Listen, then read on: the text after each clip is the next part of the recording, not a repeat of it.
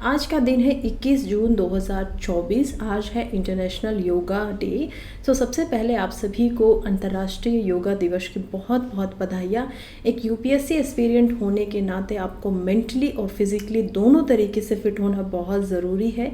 इसी वजह से आज से बेहतर दिन कोई नहीं हो सकता है जब आप योग को, चाहे वो प्राणायाम के रूप में हो या फिर आसनों के रूप में हो, अपने जीवन के अंदर सम्मिलित करें। खैर, इसी गुहार के साथ में अब मैं आगे बढ़ती हूँ। शुरुआत करते हैं हम पहले न्यूज़पेपर के पहले आर्टिकल से। देखिए, दोनों न्यूज़पेपर को मैं कवर करने वाली हूँ और इसी वजह से आप लोगों के लिए चीज़ों को थोड़ा आसान बनाने के लिए मैंने क्या किया है कि जो भी यहाँ पर इंडियन एक्सप्रेस से आर्टिकल होने वाला है उसको मैंने डार्क मोड के अंदर रखा हुआ है, यानी कि ब्लैक इनपुट के अंदर आप उसको देख पाएंगे। जो भी यहाँ पर द हिंदू से न्यूज़पेपर से होगा वो आपको वाइट के अंदर स्क्रीन पे दिखाई देगा। शुरुआत कर रहे हैं हम इंडियन एक्सप्रेस के न्यूज़पेपर के आर्टिकल से, जो कि है नालंदा यूनिवर्सिटी के बारे में। बहुत ही अच्छी खबर है, लेकिन हमारे लिए कैसे ज़रूरी हो जाती है ये जानना काफ़ी ज़रूरी है। हम देखते हैं कि कैसे एक प्राचीन साइट, एक एंशियंट साइट, नालंदा के नाम से जाने वाली एक यूनिवर्सिटी जो कभी भारत का गौरव होती थी, उसको हमारे प्रधानमंत्री ने दोबारा से उद्घाटित किया है। बिल्कुल सही सुना आप लोगों ने। नालंदा यूनिवर्सिटी कभी बौद्ध धर्म से इसका जन्म होता था, उत्पन्न हुई। ये एक ऐसी यूनिवर्सिटी थी, एक ऐसा महाविद्यालय था जिसके अंदर अंतर्राष्ट्रीय जो स्टूडेंट होते थे यहाँ पर आते थे, पढ़ाई करते थे। तो ऐसा नहीं था कि केवल इंडिया के लोग यहाँ पर पढ़ते थे, इंटरनेशनल लेवल से बच्चे आते थे, बुद्धिज़्म की पढ़ाई करते थे, हिंदुइज़्म की पढ़ाई करते थे, फिलॉसफी को पढ़ाई करते थे। हम जानते हैं कि कैसे ये जो यहाँ पर यूनिवर्सिटी बनी हुई थी प्राचीन काल के अंदर, जो कि बनी थी लगभग 4 ईस्वी के अंदर, जब बुद्धा जी यहाँ पर आते हैं और इसका निर्माण करते हैं। और उसके बाद ये जो यूनिवर्सिटी थी ये लगभग 12वीं सेंचुरी तक यहाँ पर रही, यानी कि 12वीं ईस्वी तक रही। लेकिन एकदम से ऐसा 12वीं ईस्वी में क्या हुआ कि अब हमें दोबारा से इसका उद्घाटन करना पड़ रहा है। ये जानने के लिए हमें थोड़ा सा मध्यकालीन भारत यानी कि मेडिवल हिस्ट्री के अंदर जाना होगा, जहाँ पर हमें समझ में आता है कि 12th सेंचुरी, 12वीं शताब्दी, यानी कि एक ऐसा पीरियड जिसके अंदर हम एक नए युग में क्या कर रहे थे, अपना प्रवेश कर रहे थे।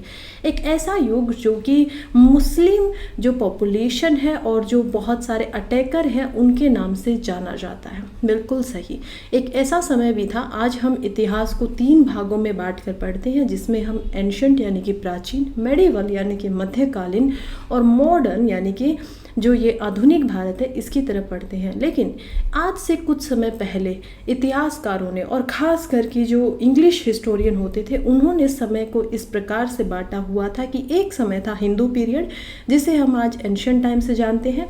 बीच का जो मेडिवल फेज़ है उसको हम जानते थे मुस्लिम पीरियड से या फिर इस्लामिक पीरियड से, और उसके बाद जो समय आता था वो जाना जाता था ब्रिटिश एरा के नाम से। लेकिन समय के साथ साथ हमने इसमें बदलाव किया और आज मैं आपको बता दूं कि 12वीं शताब्दी, जहां दिल्ली सल्तनत की क्या होने वाली थी, हम देखने वाले हैं कि चढ़ाई होने वाली थी, दिल्ली सल्तनत भारत में बनने वाली थी। उसी समय से एक अटैकर आता है बख्तियार खिलजी नाम का, और वो आकर क्या करता है, नालंदा यूनिवर्सिटी को जला देता है। बिल्कुल सही सुना आपने, नालंदा यूनिवर्सिटी को जला दिया गया था। और ये यूनिवर्सिटी जो होती थी, जो कि कभी इतनी फेमस थी कि यहाँ पर चाइना से, इंडोनेशिया से, बर्मा से, हर जगह से स्टूडेंट आते थे इंडिया में पढ़ाई करने के लिए। आज आप इसको अगर कंपेयर करना चाहें तो वेस्ट के ऑक्सफोर्ड से इसको कंपेयर किया जा सकता है कि इतनी ज़्यादा इसकी हम देख पाते हैं कि फेमस थी, या फिर इसके बारे में लोग जो थे जानते थे, यहाँ आना चाहते थे। अब बात कर रहे हैं नालंदा यूनिवर्सिटी की, तो लोगों को यहाँ एडमिशन कैसे मिलता था? एडमिशन मिलता था ओरल, एक टफ एग्जामिनेशन के द्वारा। बिल्कुल, यहाँ पर कोई ऐसा रिटन एग्जामिनेशन के बारे में हमें एविडेंसेस नहीं मिले हैं। हमें पता चलता है कि जब भी किसी को इसमें एडमिशन लेना होता था तो उनको आमने सामने बैठकर ओरली एक टफ एग्जामिनेशन को क्लियर करना होता था, और उसी के बाद उनको यहाँ रहने के लिए दिया जाता था। हॉस्टल फैसिलिटीज़ यहाँ पर होती थी।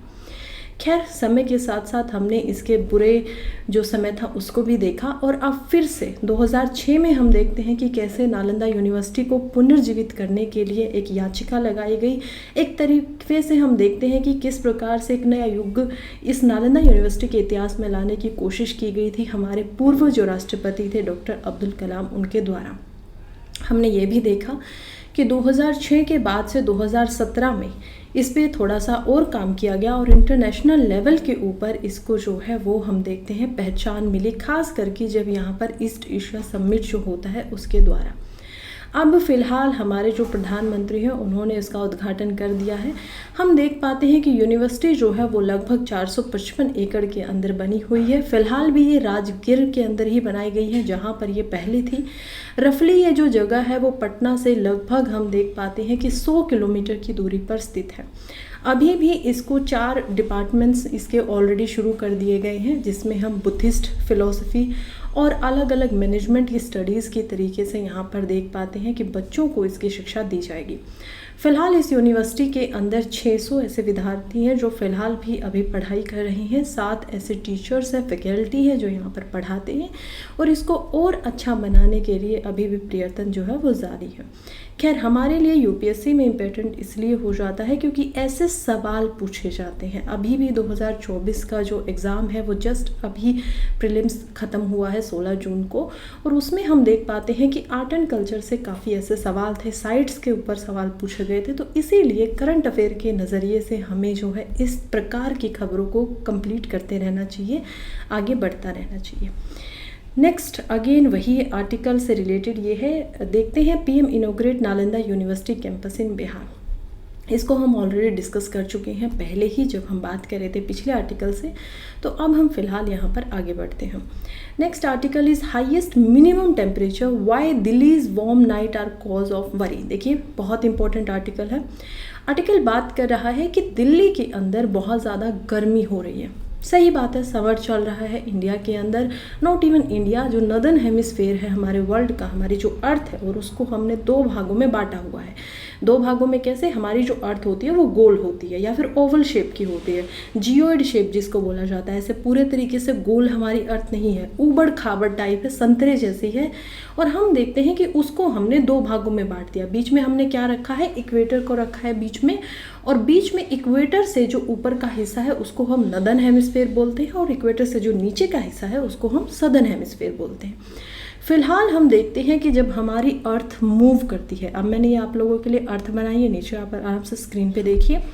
अर्थ जो है वो घूमती है, क्या हमें ये पता है? बिल्कुल पता है। अर्थ के घूमने को खुद के एक्सेस पे, जब वो अपनी ही जगह पर घूमे, फॉर एग्जांपल मैं यहाँ बैठी हूँ और मैं अपनी ही जगह पर बैठी बैठी अभी घूमना शुरू कर दूँ, तो इसको बोला जाएगा रोटेशन। अर्थ इसी तरीके से घूमती है जिसे रोटेशन के नाम से जाना जाता है।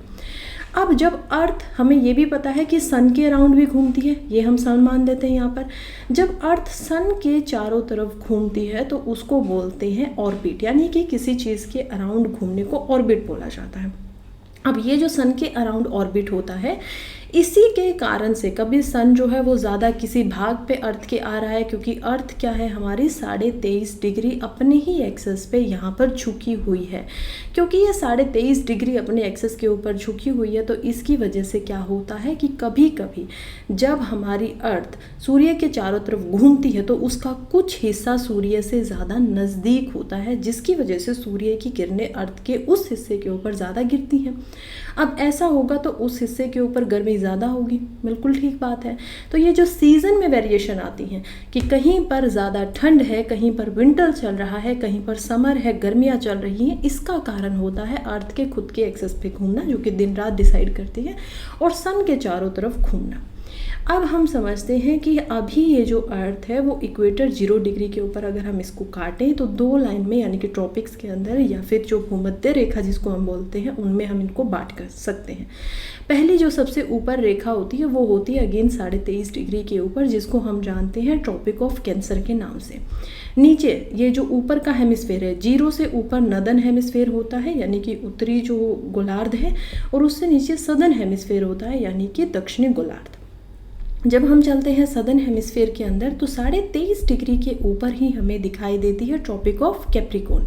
ये दो रेखाएं हैं जो हमने काल्पनिक तरीके से बनाई हुई है ताकि अर्थ के एटमॉस्फेयर के अराउंडिंग और जो भी अर्थ का सीजन होता है, वेदर होता है, उसको हम ज़्यादा बेहतर तरीके से समझ सकें। यहाँ तक हम समझते हैं तो देख पाते हैं कि 66.5 डिग्री पे एक और लाइन होती हैं, दोनों ऊपर भी और नीचे भी। और ये क्या क्या होती हैं? ऊपर जो होती है वो होती है आर्टिक की लाइन और नीचे होती है अंटार्कटिका की लाइन। तो ये क्या है कि यहाँ पर भी 66 डिग्री पे और इससे नीचे 66.5 से हम देखेंगे 90 डिग्री तक बोला जाता है फ्रिज्ड जोन। फ्रिज्ड जोन क्या होता है? बिल्कुल बर्फ़ से ढका हुआ जोन। तो चाहे 66.5 डिग्री से ऊपर आप चले जाइए आर्टिक की तरफ या अंटार्कटिक की तरफ, दोनों ही रीजन को बोला जाएगा फ्रिज्ड जोन। बीच के जो ये रीजन होते हैं जिसको हम 23.5 से लेकर 66.5 तक करते हैं, उसको हम लोग जानते हैं टेम्परेट के नाम से। टेम्परेट यानी कि यहाँ का मौसम ना ज़्यादा गर्म होगा ना ही ज़्यादा ठंडा होगा। और जो ट्रॉपिक्स का यहाँ पर रीजन है, ट्रॉपिक्स का रीजन क्या होगा? 0 डिग्री से लेके 23.5 डिग्री ऊपर, 23.5 डिग्री नीचे। और ये क्या होती है? ट्रॉपिक ऑफ कैंसर ऊपर होगी और ट्रॉपिक ऑफ कैप्रिकॉर्न नीचे होगी, बीच में होगा इक्वेटर। इस पूरे भाग को बोला जाता है ट्रॉपिकल। समझ में आ रहा है आप लोगों को? ट्रॉपिकल मौसम यहाँ पर होता है। आज हम देखते हैं कि किस प्रकार से 21 जून ही है।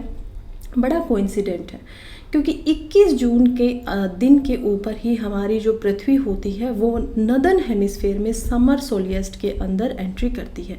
यानी कि अभी क्या होगा? गर्मी जो होगी वो 92 डेज़ के लिए यहाँ पर जो हमारा नदर्न हेमिस्फीयर है, क्योंकि इंडिया नदर्न हेमिस्फीयर के अंदर आता है, 37 डिग्री से लेकर हम 8.37 डिग्री तक देखेंगे तो इंडिया की लोकेशन हमें कुछ इन्हीं जो लैटिट्यूड और लॉन्गिट्यूडनल डिवाइड होता है उसमें दिखाई देती है। तो हमारे यहाँ पर फ़िलहाल चल रही है गर्मी। लेकिन उसी इंडिया और उसी सब चीज़ों को जब हम अब थोड़ा सा छोटे लेवल पर आकर देखें, हम देखते हैं शहर के ऊपर कि दिल्ली के अंदर फ़िलहाल गर्मी तो है, जो कि नॉर्मल सी बात है क्योंकि अभी हम नॉर्दर्न हेमिस्फीयर के अंदर है, क्योंकि अभी अर्थ 23.5 डिग्री टिल्टेड है, क्योंकि अभी सूर्य जो है उसकी किरणें डायरेक्टली हमारे ऊपर आ रही हैं, तो यहाँ पर गर्मी होना स्वाभाविक है। क्या सदर्न हेमिस्फीयर में भी अभी गर्मी होगी?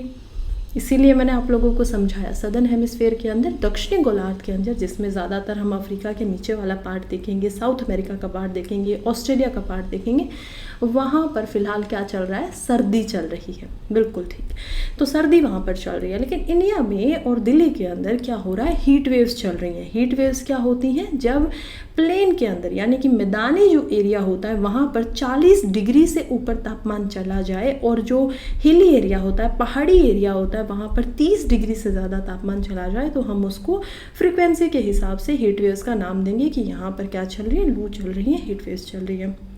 क्या ये ख़राब होती हैं? बिल्कुल, ये कहीं ना कहीं एटलीस्ट हार्मफुल होती है ह्यूमन हेल्थ के लिए। जब हम बात कर रहे हैं सीवियरिटी के अनुसार, 47.5 डिग्री से अगर ये ऊपर चली जाती है तो इनको सीवियर हीट वेव्स के नाम से जाना जाता है। दिल्ली में लगातार 15 दिनों से, लास्ट जो मई का हफ्ता था उससे लेकर अब हम लगभग 21 जून तक पहुंच गए, हम देख पाते हैं कि कैसे लगातार हीट वेव्स चल रही हैं। फ़िलहाल की प्रॉब्लम ये है कि अब दिल्ली के अंदर या फिर जो नॉर्दर्न इंडिया का पार्ट है उसके अंदर हम देख पाते हैं कि कैसे हीट वेव्स के साथ साथ में, दिन में तो ये हीट वेव्स होती ही हैं, लेकिन रात में भी गर्मी ज़्यादा हो रही है। और जब रात में गर्मी ज़्यादा होती है, रात में गर्मी से कैसे? एक होता है मैक्सिमम टेम्परेचर। मैक्सिमम टेम्परेचर कब होगा? 12 से 4 के बीच में कभी भी होगा। फॉर एग्जांपल मान लेते हैं 45 डिग्री। आज के दिन का मैक्सिमम टेम्परेचर होगा 45 डिग्री। हम देखते हैं दूसरा होगा मिनिमम टेम्परेचर, जो कब होगा? रात को होगा 12 से 5 के बीच में। कभी ना कभी इस पीरियड में, खासकर 3 से 5 के बीच में मिनिमम टेम्परेचर जो है वो मापा जाता है, पाया जाता है। इस टेम्परेचर को, जो मिनिमम टेम्परेचर है, उसमें हम आराम से इस बात को समझ पाएंगे कि इन दोनों टेम्परेचर के अंदर डिफरेंस होगा। मैक्सिमम 45 डिग्री है तो हो सकता है मिनिमम उस दिन का 38 डिग्री हो। ये हम देख पाते हैं कि मैक्सिमम और मिनिमम के अंदर कम से कम 8 डिग्री का यहाँ पर गैप होना चाहिए। यूजुअली ऐसा ही होता है। हम देखते हैं कि इस समय के अंदर, जून का जो ये महीना चल रहा है, इसमें मिनिमम टेम्परेचर लगभग 27 डिग्री होता है। लेकिन अब सिचुएशन बदली हुई है। 44 डिग्री से ज़्यादा हम देखते हैं कि दिन का टेम्परेचर होता है और रात का टेम्परेचर भी यहाँ पर 32 से 35 डिग्री के बीच में है, जो कि काफ़ी ज़्यादा है। अब क्या होता है, दिल्ली के अंदर और भी समस्याएं हैं, जैसे कि ये कंसेप्ट आपको समझना बहुत ज़रूरी है। क्यों ज़रूरी है? क्योंकि 2024 के ही अगर आप प्रीलिम्स को देखेंगे तो ज्योग्राफी भर भर के सवाल पूछे गए हैं। क्या ज्योग्राफी के सवाल इजी थे? मैं ऐसा नहीं बोलूँगी कि इजी थे, हाँ, लेकिन अगर आपको कंसेप्ट आते हैं तो बहुत ईजी हो जाएंगे। अगर आप अब यहाँ पर समझ लेंगे मैक्सिमम टेम्परेचर क्या होता है, मिनिमम क्या होता है, इसलिए मैंने आपको पूरा अर्थ का गोलार्ध वगैरह सब कुछ अच्छे से समझाया है, ताकि अगर सवाल कोई आता है प्रीलिम्स के अंदर तो आप अपनी कॉमन सेंस को आराम से लगाएं और आराम से उसको कर पाए। रटने से यहाँ पर कोई फ़ायदा नहीं होने वाला है, इसलिए मैं आप लोगों को इतना समय लगाकर ये आर्टिकल जो है इतने अच्छे से समझा रही हूँ। खैर, अब हम बात कर रहे हैं कि मिनिमम और मैक्सिमम यहाँ पर डिफरेंस जो है वो कम है, होना कितना चाहिए, ज़्यादा होना चाहिए। अब क्या होता है कि जब पूरा दिन गर्मी यहाँ पर होती है तो जो घर होते हैं वो क्या होते हैं, इंडोर में ज़्यादा गर्म हो जाते हैं रात के समय। हाँ, अगर आप बाहर निकलेंगे तो शायद इतनी गर्मी महसूस ना हो, लेकिन क्योंकि आप अंदर हैं, घर के अंदर हैं, तो आपको और ज़्यादा गर्मी लगेगी। एक और कोज है, यहाँ पर बहुत अच्छा एक वर्ड का इस्तेमाल किया गया है जो कि प्रीलिम्स जैसे एग्जाम्स के लिए आप लोगों के लिए इम्पोर्टेंट हो सकता है। क्या वर्ड है? Urban heat trap. Urban heat trap जो है यहाँ पर बात कर रहा है कि कैसे बड़े बड़े शहरों में जहाँ पर गर्मी ज़्यादा होती है उसका एक कारण ये भी होता है गर्मी के ज़्यादा होने का कि क्योंकि घर जो है वो एक दूसरे से बहुत ज़्यादा सटे हुए हैं, बहुत ज़्यादा कंजस्टेड माहौल हम यहाँ पर देख पाते हैं, तो इन्हीं कारणों की वजह से गर्मी हमें यहाँ पर ज़्यादा दिखाई देती है। सो ये है एक अर्बन हीट ट्रैप। ऊपर से एसी वगैरह आप देखते हैं कि हर जगह ज़्यादा चलती हैं, पेड़ कम होते हैं, वाटर बॉडीज़ कम हैं, इन सारे कारणों की वजह से भी जो मिनिमम टेम्परेचर है जिसको और ज़्यादा कम होना चाहिए था वो समय के साथ उतना कम नहीं हो पाता है। इसके कुछ सॉल्यूशंस हो सकते हैं। क्या क्या सॉल्यूशंस हो सकते हैं, ज़रा उसकी तरफ भी हम लोगों को बिल्कुल ध्यान रखना चाहिए। सॉल्यूशंस देखिए, एक तो यही है कि काफ़ी सारी रिसेंट स्टडी भी की गई हैं, जैसे कि अभी एक स्टडी की गई थी यहाँ पर centre for science and environment के द्वारा, CSE के द्वारा, जो ये बताते हैं कि जो मिनिमम टेम्परेचर है वो एक्चुअली में 2001 से 2010 के अंदर काफ़ी स्लोवर था, मतलब ठीक ठाक था, लेकिन जब से 2014 और 2021 के बीच में और 2024 के बीच में इसको काउंट करते तो हम देख पाते हैं कि काफ़ी ज़्यादा ये फास्टन हो गया है। दूसरी बात कि ये जो टेम्परेचर का गैप है वो भी क्या हो गया है, कम हो गया है, इसको ज़्यादा होना चाहिए। सोल्यूशन यही है कि देखिए, घर जब भी बनाते हैं एक तो उनको थोड़ा सा इतना ज़्यादा चिपका कर ना बनाए, उनको ठीक तरीके से खुले में बनाया जाए सो दैट इतना फ़र्क ना पड़े। पेंट वगैरह का ध्यान रखा जा सकता है कि छतों के ऊपर और जो साइड में पेंट आता है, जो ब्लैक कलर का पेंट होता है जो कि आपकी हीट को रिफ्लेक्ट कर देता है, अंदर जो दीवारें हैं वो उसको स्टोर करके नहीं रखती हैं, वो भी यहाँ पर लोगों की हेल्प कर सकते हैं। बहुत सारे केसेस आ रहे हैं, ये आप जो देख पा रहे हैं यहाँ पर एम्बुलेंस, तो बहुत सारे ऐसे केसेस आ रहे हैं जिनको रात में भी ज़्यादा गर्मी होने की वजह से हम देख पाते हैं कि हीट स्ट्रोक जैसे मामले बढ़ रहे हैं और लोगों को संभाल पाना, लोगों को यहाँ पर ठीक कर पाना काफ़ी मुश्किल नज़र आता हुआ दिखाई दे रहा है। नेक्स्ट आर्टिकल की तरफ बढ़ते हैं और समझते हैं everything you need to know about security in parliament. Security की बात हो रही है, आसान हम आर्टिकल इसको मान सकते हैं, समझ सकते हैं। GS पेपर 3 जो कि मेंस का आर्टिकल है, ये ज़्यादा इम्पोर्टेंटली अगर हम इस देखें, और मेंस में भी हम क्या बात कर रहे हैं, इंटरनल सिक्योरिटी की यहाँ पर बात हो रही है। इंटरनल सिक्योरिटी के अंदर भी हम देख पाएंगे GS पेपर 3 में यहाँ पर मेनली जो बात हो रही है वो हो रही है पार्लियामेंट की। जब बात आती है पार्लियामेंट की तो सीधा सीधा हमारा अब क्या होना चाहिए, कॉन्स्टिट्यूशन के ऊपर भी ध्यान चले जाना चाहिए, क्योंकि पार्लियामेंट की बात हो रही है। पार्लियामेंट के अंदर सिक्योरिटी से रिलेटेड अगर कंसर्न उठता है तो सीधी सी बात है कि कॉन्स्टिट्यूशन में कुछ ना कुछ प्रोविजन दिए गए होंगे उसके रिगार्डिंग। अगर हमें सिक्योरिटी के अंदर कुछ बदलाव भी लेके आना है तो भी हमें संविधान का ध्यान करना होगा। तो अब हम समझते हैं कि ये क्या मुद्दा है। छोटी सी बात में अगर समझाऊं तो एक MP है DMK के, उन्होंने यहाँ पर जो फिलहाल चेयरमैन है राज्यसभा के, उनको एक शिकायत लगाई है CIFSF के यहाँ पर जो एक सिक्योरिटी के हमारे इंडिविजुअल थे, सोल्जर थे, जिनको ये एक काम मिला हुआ था कि उनको सिक्योरिटी करनी है। उन्होंने उनसे कुछ तीखे सवाल किए जब वो पार्लियामेंट के अंदर 18 जून को उन्होंने एंट्री ली। उन्होंने शिकायत लगाई। जगदीप धांकर जो कि हमारे वाइस प्रेसिडेंट जी भी हैं, वही हमें हमेशा ये पता होना चाहिए कि हमारे जो वाइस प्रेसिडेंट होते हैं वो क्या होते हैं, हमेशा राज्यसभा यानी कि अपर हाउस जो है इंडिया का, उसके भी चेयरमैन होते हैं। स्पीकर कैसे होते हैं, स्पीकर को, क्योंकि अभी अभी लोकसभा के इलेक्शन हुए हैं, तो हमें पता होना चाहिए कि स्पीकर को हमेशा नियुक्त किया जाता है, चुना जाता है उन सभी एमपीज़ में से जिनको भी चुनाव होकर फिलहाल लोकसभा के लिए लाया गया है। आगे बढ़ते हैं और समझते हैं कि इन्होंने शिकायत की है कि इनके ऊपर जो कुछ ज़्यादा तरीके से ही एक्चुअली में ऐसे सवाल पूछे गए जिससे ये काफ़ी ज़्यादा शौक रह गए, और डिग्निटी और प्रिविलेजेस जो होते हैं एक मेंबर ऑफ पार्लियामेंट के, उसके ऊपर यहाँ पर सवाल उठ चुका है। फिलहाल के लिए हम समझते हैं कि CISF का इसमें क्या रोल है, पार्लियामेंट की सिक्योरिटी हमेशा से होती कैसे थी, और ये सब कुछ स्टार्टिंग कहाँ से हुई। चलिए, अब क्योंकि ये केस कभी यूपीएससी में काम इतना आने वाला है नहीं, हाँ सवाल पूछा जा सकता है हिस्ट्री के ऊपर, सवाल पूछा जा सकता है मेंस के अंदर कि इंटरनल सिक्योरिटी के बिहाफ से 2001 का केस आपको याद होगा कि कैसे पार्लियामेंट की ब्रीच की गई थी। समय समय पर हम ऐसे केसेस को बिल्कुल याद कर सकते हैं जहाँ पर पार्लियामेंट के ऊपर खतरा आया था, और वहाँ पर उसकी सिक्योरिटी के लिए हमें कैसे आगे बढ़ते रहना चाहिए, कैसे हमें काम करना चाहिए, ये सवाल पूछा जा सकता है। जिसमें आप लोग मेंस में क्या करेंगे, टाइमलाइन बताएंगे, कुछ केसेस को मेंशन करेंगे और उसके बाद सॉल्यूशन जो है वो रखेंगे सामने। फिलहाल हम हिस्ट्री से शुरू करते हैं, इसकी टाइमलाइन से शुरू करते हैं। सबसे पहले पार्लियामेंट, जब वो इंडियन पार्लियामेंट ना होकर ब्रिटिश पार्लियामेंट होती थी, उस समय पे सबसे पहले जो ये हाउस होता था ब्रिटिश का, लोअर हाउस, जिसको हम कंपेयर कर सकते हैं आज के राज्यसभा और लोकसभा के साथ में, खास करके लोकसभा के साथ में, वहाँ पर एक कमेटी बनाई गई थी। कमेटी का जो नाम था वो हम देख पाते हैं कि कैसे वोच, यहाँ पर नाम होता था कमेटी का, वॉच एंड वार्ड कमेटी, यानी कि आपको देखना भी है और आपको वोट भी करना है, उस चीज़ को बचा के भी रखना है। ये कब हुआ, ये हुआ था 1929 में। 1929 के समय में हम देख पाते हैं कि कैसे भगत सिंह और राजगुरु जो थे वो यहाँ पर जो ब्रिटिश पार्लियामेंट होता था या फिर ब्रिटिश की जो लोअर हाउस और लेजिस्लेटिव असेंबली होती थी उसके अंदर एंटर करते हैं। वहाँ पर एक जो गैसेस से बना हुए उनके बॉम्ब थे उसको डालते हैं और एक स्टेटमेंट देते हैं कि बहरों को सुनाने के लिए शोर करने की ज़रूरत थी। उनका मानना था कि जो भी यहाँ पर बैठे हुए हैं कानून निर्माता, कानून को बना रहे हैं, वो सब बहरे हो गए हैं और उनको सुनाने के लिए हम जो बम है वो डाल रहे हैं। खैर, ये वॉच एंड वार्ड कमेटी उस समय पे बनाई जाती है। इसके जो अध्यक्ष थे वो थे विठल भाई यहाँ पर, और विठल भाई जो पटेल थे वो सामने आते हैं और कहते हैं कि हमें जो ये हमारी असेंबली है इसकी सुरक्षा के लिए काम करना चाहिए।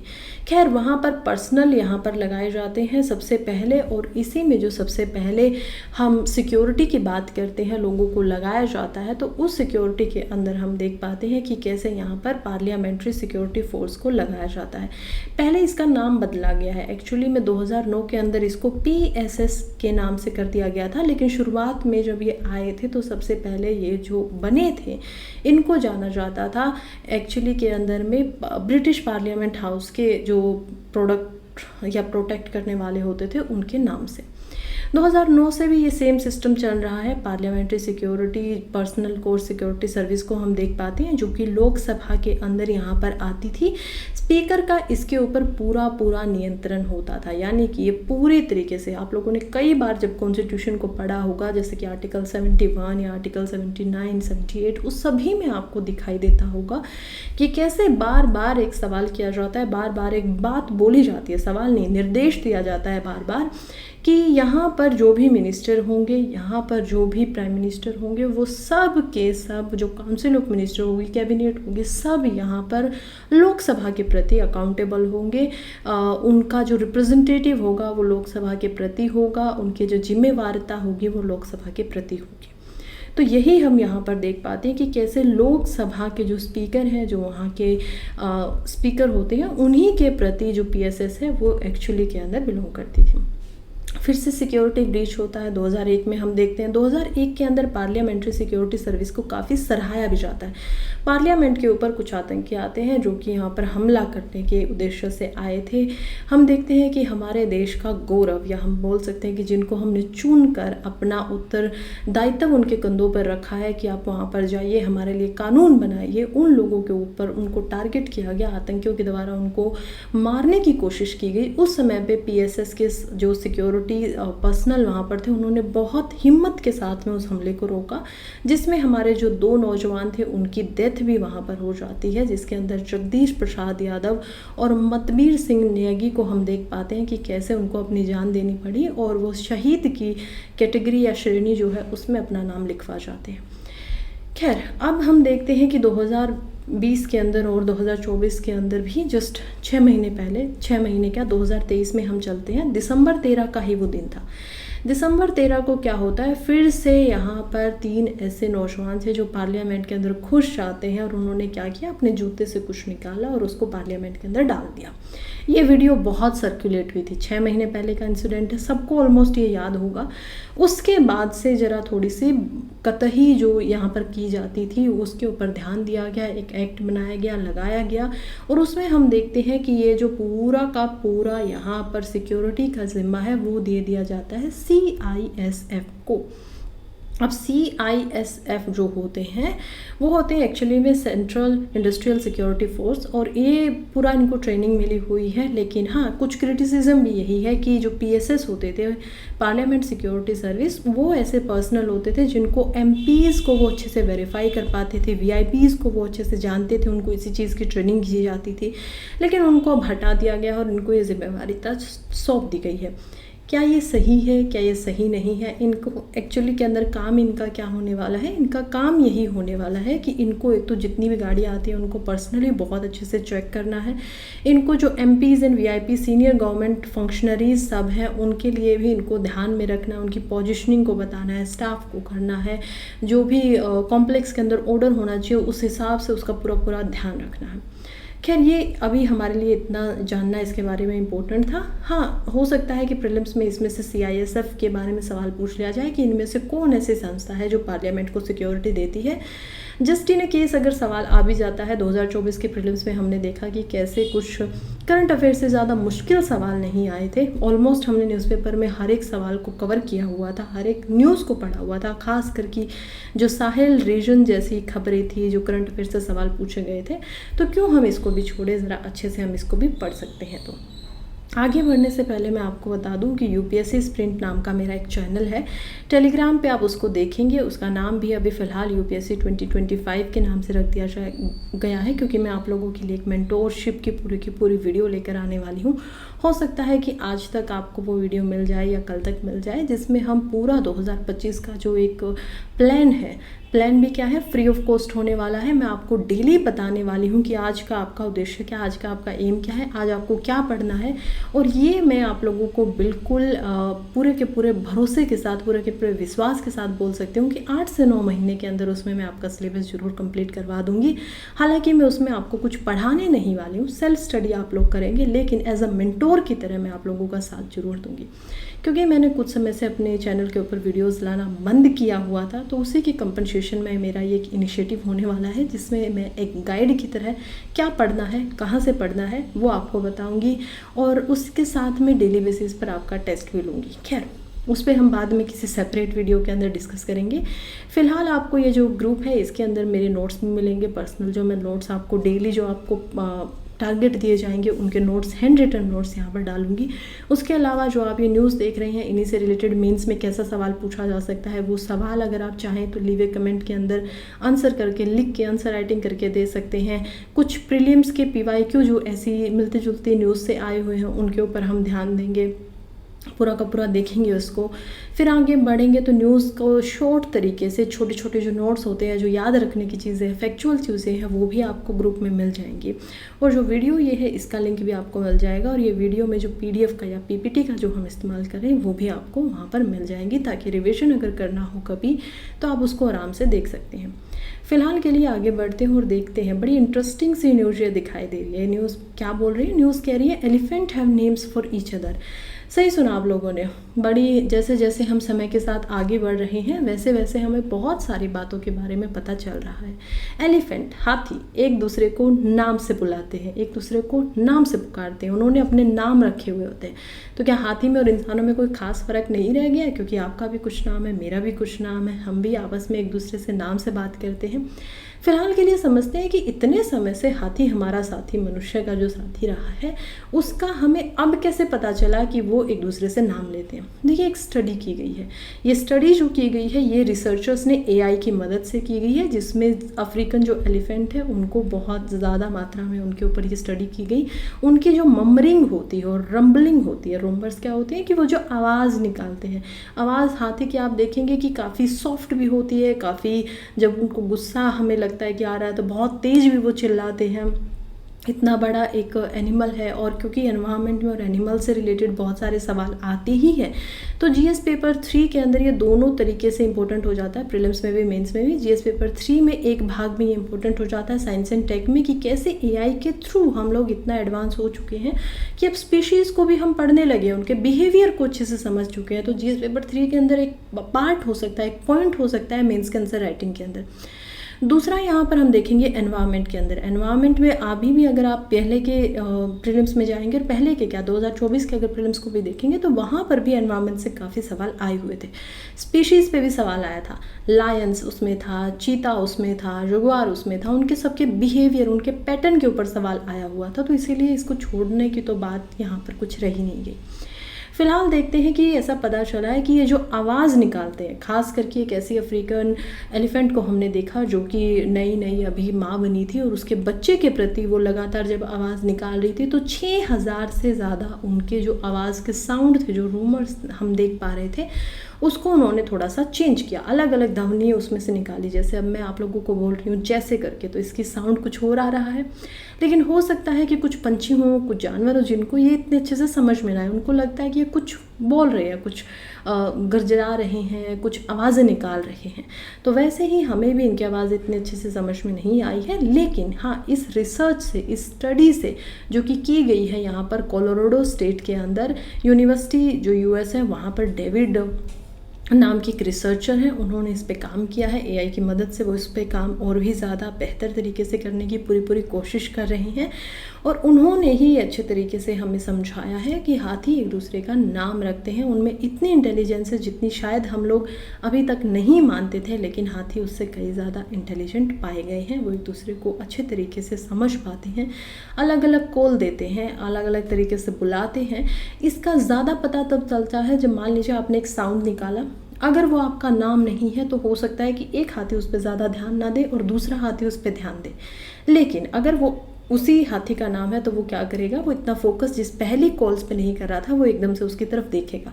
तो ये बिहेवियर की स्टडीज़ है जो हम कर रहे हैं। नेक्स्ट आगे बढ़ते हैं काफ़ी इंपॉर्टेंट आर्टिकल की तरफ। इंपॉर्टेंट आर्टिकल क्यों हो जाता है? क्योंकि आर्टिकल जो है वो बात कर रहा है एक्चुअली के अंदर रिफ्यूजीज से रिलेटेड। रिफ्यूज़ी एक ऐसा शब्द जो कि हम देख पाते हैं कि क्या होता है, जिनके पास ना ही कोई लैंड है, जिनके पास ना ही कोई स्टेट है।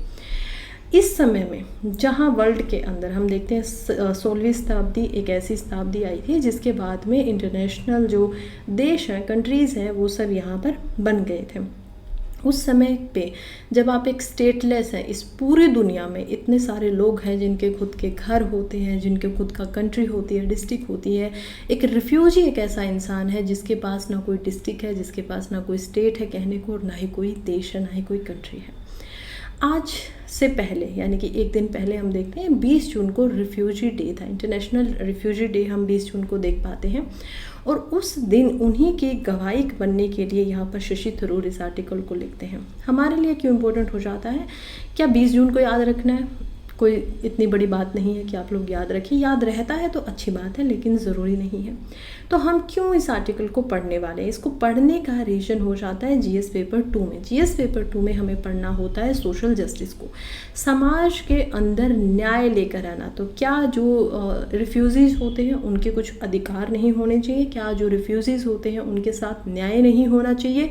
उनको अपना एक घर नहीं मिलना चाहिए? उनके पास अधिकार नहीं होने चाहिए? उनको जाने के बहुत सारे डॉक्यूमेंट्स की वजह से हमें हमारे अधिकार मिले होते हैं, हमारी सिटीजनशिप की वजह से हमें बहुत सारे अधिकार मिले होते हैं, क्या उनके पास वो नहीं मिलने चाहिए?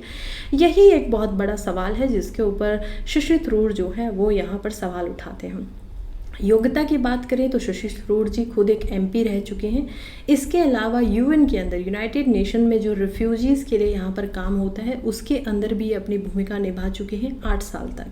यूएन के हाई कमिश्नर फॉर रिफ्यूजीज़ ये रह चुके हैं 11 साल तक लगभग। इन्होंने कांग्रेस के अंदर रहते हुए, मेंबर ऑफ पार्लियामेंट रहते हुए अपना अनुदान जो है पूरा का पूरा दिया है।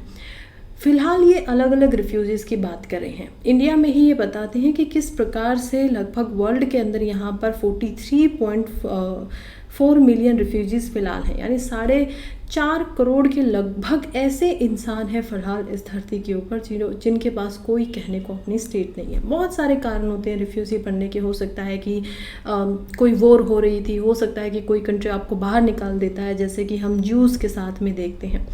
ये बताते हैं कि इंडिया की अगर हम हिस्ट्री की बात करें तो इंडिया में हमने क्या देखा है, वासुदेवाय कुटुंबकम, यानी कि ये पूरा वर्ल्ड हमारा परिवार है। ये थ्योरी हमेशा से इंडिया की जो फिलॉसफी है उसके अंदर हम देख पाते हैं। इवन G20 के जब इंडिया ने यहाँ पर प्रेसिडेंसी संभाली तो भी इंडिया की तरफ से हमारे जो प्राइम मिनिस्टर हैं वो हमेशा इस नारे को देते हुए दिखाई दिए। इसी वासुदेव कुटुंबकम की फ़िलॉसफी के साथ में हम देख पाते हैं कि किस प्रकार से इंडिया में जब जूस आते हैं, इंडिया में जब रोहिंग्याज आते हैं, इंडिया के अंदर जब तिब्बत से यहाँ पर जो तिब्बतियन बुद्धिस्ट लोग होते थे वो आते हैं 1959 के अंदर, जब चाइना में प्रॉब्लम होती है उनको वहाँ से भागना पड़ता है, इंडिया अपनी बाहें खोलकर सबको जगह देता है। बहुत सारे पारसी, बहुत सारे मुस्लिम, और इंडिया तो खुद ऐसी कंट्री है जिसमें वर्ल्ड में सबसे ज़्यादा माइग्रेशन, रिफ्यूजी माइग्रेशन इंडिया का हुआ था जब इंडिया का पार्टीशन हो रहा था। इस सब के बीच के अंदर में अब ऐसा क्या प्रॉब्लम आ गई है कि रिफ्यूजीज़ के ऊपर यहाँ पर एक आर्टिकल लिखना पड़े? शशि थरूर बोलते हैं कि देखिए, इंडिया जो है वो एक्चुअली में यूएन के जो रिफ्यूज़ी यहाँ पर काउंसिल बनी हुई है और जो उन्होंने कन्वेंशन के ऊपर साइन करवाया है। यूएन का कन्वेंशन क्या होता है? यूएन का जो रिफ्यूजी कन्वेंशन है उसके अकॉर्डिंगली अगर कोई भी इंसान जो रिफ्यूजी बनकर किसी देश के अंदर जाता है और उस कंट्री ने इस कन्वेंशन को साइन किया हुआ है, तो अगर उसको लगता है कि जिस देश से, जिस जगह से वो आया है वहाँ पर उनका प्रोसिक्यूशन हो सकता है, उनकी जान को खतरा है, तो उस देश को, उस रिफ्यूज़ी को क्या देना पड़ेगा? असाइलम देना पड़ेगा। अब ये वर्ड कुछ सुना सुना लगता होगा आप लोगों को। बहुत सारे इंडियंस ऐसे हैं जो इंडिया से जाते हैं, पाकिस्तानी या आसपास के यूएन, यूके जैसी जो कंट्रीज़ हैं, अमेरिका, कनाडा, इन सब कंट्रीज़ में जाकर वो लोग क्या करते हैं? असाइलम की मांग करते हैं। उन बताते हैं कि हमारे देश में हमें खतरा है।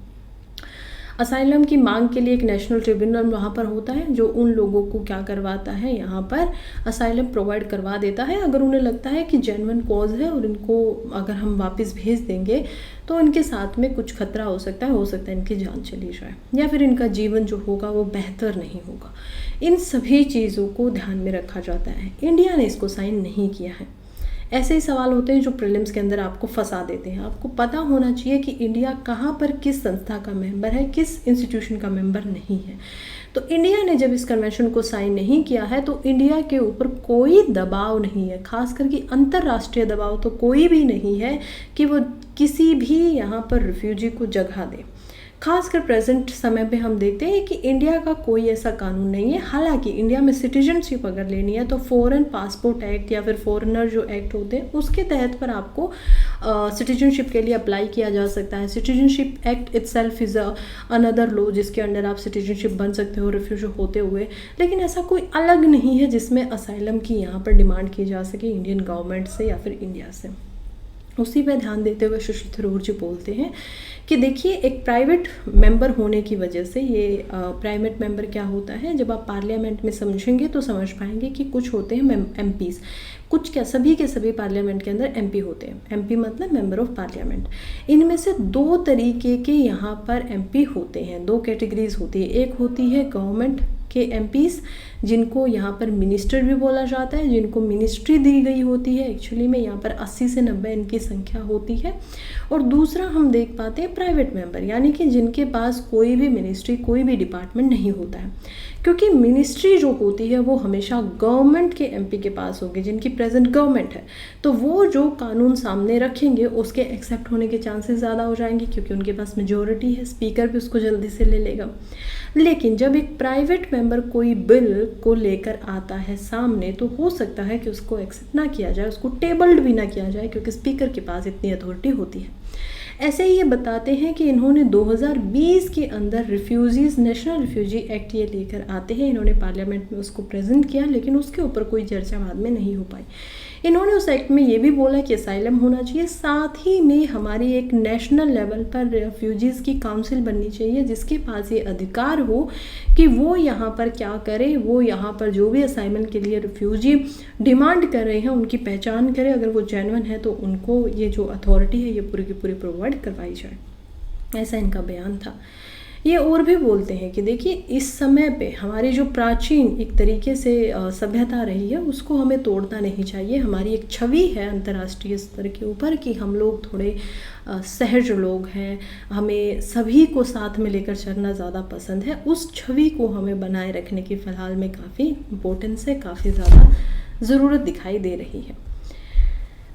नेक्स्ट आर्टिकल की तरफ बढ़ते हैं। अगेन रिफ्यूजीज से रिलेटेड ही ये आर्टिकल है। ये आर्टिकल आता है द हिंदू के अंदर, जिसमें हम देख पाते हैं यूएस के स्टैंड को, यूनाइटेड स्टेट यानी अमेरिका के स्टैंड को दलाई लामा के ऊपर, क्योंकि ये माइग्रेशन, रिफ्यूजीज, इन सारी चीज़ों से मिलता जुलता है। तो हम देख पाएंगे कि यूएस की तरफ से यूएसए ने अभी क्या किया है, एक कानून को पारित किया है। उनके जो यहाँ पर हम देखते हैं कि उनकी जो पार्लियामेंट है, उनकी जो कांग्रेस है उसके अंदर, और उनका बोलना है कि चाइना का तिब्बत के ऊपर कोई भी यहाँ पर, खास करके जो बुद्धिस्ट दलाई लामा है और उनकी जो वहाँ पर गवर्नेंस होती थी उसके ऊपर चाइना का कोई भी अधिकार नहीं होना चाहिए, उनको वापस जाना चाहिए।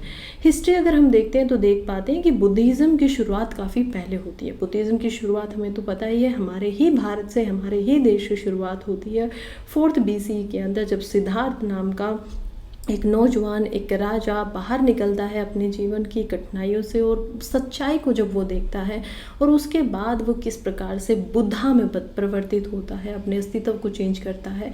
और यहाँ से स्टोरी शुरू होती है बुद्धिज़्म की इंडिया से बाहर जाने की। जब सिद्धार्थ जो कि 36 साल की उम्र में बुद्धा बन जाते हैं, वो अपने बच्चों को और उनके जो डिसिपल होते हैं, उनके जो यहाँ पर फॉलोवर्स थे, उनको लेकर आते हैं और उनको बोलते हैं कि देखिए, मुझे बहुत अच्छी बात का पता चला है, मुझे बुद्धित्व समझ में आया है, अब आपको क्या करना है, इसे बाहर जाकर स्प्रेड करना है, फैलाना है। उसी समय में, हालांकि तिब्बत में पहुंचने में बुद्धिज़्म को काफ़ी समय लगता है। तिब्बत के अंदर हम देख पाते हैं कि लगभग 9वीं शताब्दी के अंदर तक यहाँ पर पहुँचता है, और वहाँ पर बुद्धिज़्म को बहुत ज़्यादा प्यार दिया जाता है तिब्बत के लोगों के द्वारा। बुद्धिज़्म को चाइना में भी स्प्रेड किया जाता है, बुद्धिज़्म को श्रीलंका में भी देखते हैं हम, जो भी रीजन थे हर जगह तक लगभग बुद्धिज़्म को फैलाया जाता है। इवन हम देख पाते हैं कि किस प्रकार से जो अर्ली बुद्धिज़्म था वो हम देखते हैं कि नीचे भी चला गया था। ऊपर तिब्बतन, हिमालयन, पाटलिपुत्रा, एलोरा, वल्लभी, सारे के सारे हिस्सों के अंदर बुद्धा के द्वारा यहाँ पर बुद्धिज़्म को आराम से चलाया गया था।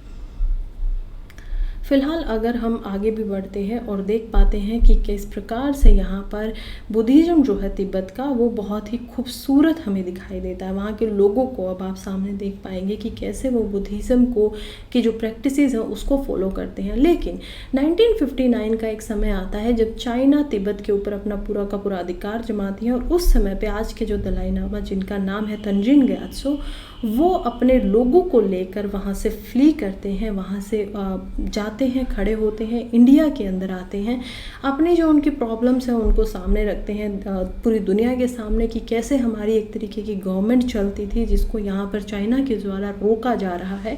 हमारे जो उस समय के प्राइम मिनिस्टर थे पंडित जवाहरलाल नेहरू जी, वो भी यहाँ पर दलाई लामा को रहने के लिए हिमाचल में जगह देते हैं, स्थान देते हैं कि आप यहाँ पर रहिए। अपने जो हज़ारों की जनसंख्या में उनके डिसिपल आए हैं तिब्बत से भागकर, वो भी यहाँ पर रह पाएंगे। टेम्परेरी उनके लिए समाधान जो है वो किया जाता है। फ़िलहाल ये कल्चर अब आप अपने सामने देख पाते हैं कि कितनी श्रद्धा से, कितनी शिद्धता जो होती है उससे यहाँ पर बुद्धिस्ट लोगों ने बुद्धिज़्म को, तिब्बतन जो लोग हैं उन्होंने ग्रहण किया। अब इन लोगों के साथ में क्या समस्या हो रही है कि अनसर्टिनिटी है।